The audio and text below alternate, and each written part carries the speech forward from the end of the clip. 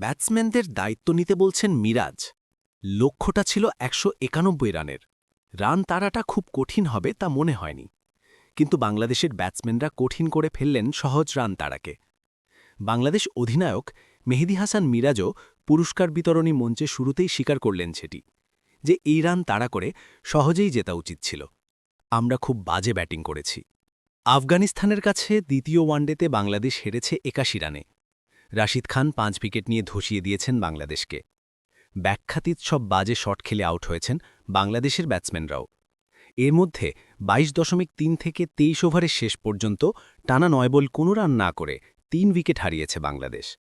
৯৯/৫ থেকে all out ১০৯ রানে।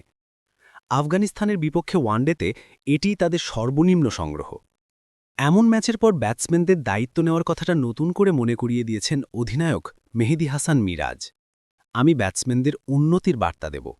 যদি ওয়ানডেতে রান না করি তাহলে টিকতে পারব না, কিন্তু ব্যাটসম্যানদের দায়িত্ব নিতে হবে। বাংলাদেশের ব্যাটসম্যানরা রান তাড়ায় জুটি গড়তে পারেননি। তাওহিদ হৃদয়ের সঙ্গে জাকের আলীর ৩৬ বলে ২৯ রানের জুটিটি দলের পক্ষে সর্বোচ্চ। ম্যাচের পর এই নিয়েও আক্ষেপ ছিল মিরাজের কণ্ঠে। আমি শুধু একটা জিনিস বলেছি, টপ অর্ডারে জুটি লাগবে।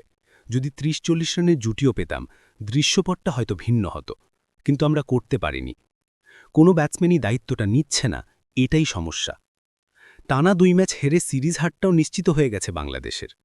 আফগানিস্তানের বিপক্ষে এই নিয়ে টানা ৩টি ওয়ানডে সিরিজ হারল বাংলাদেশ। ম্যাচের হিসেবেও ওয়ানডেতেও এটি সর্বশেষ ১১ ম্যাচে তাদের ১০ম হার।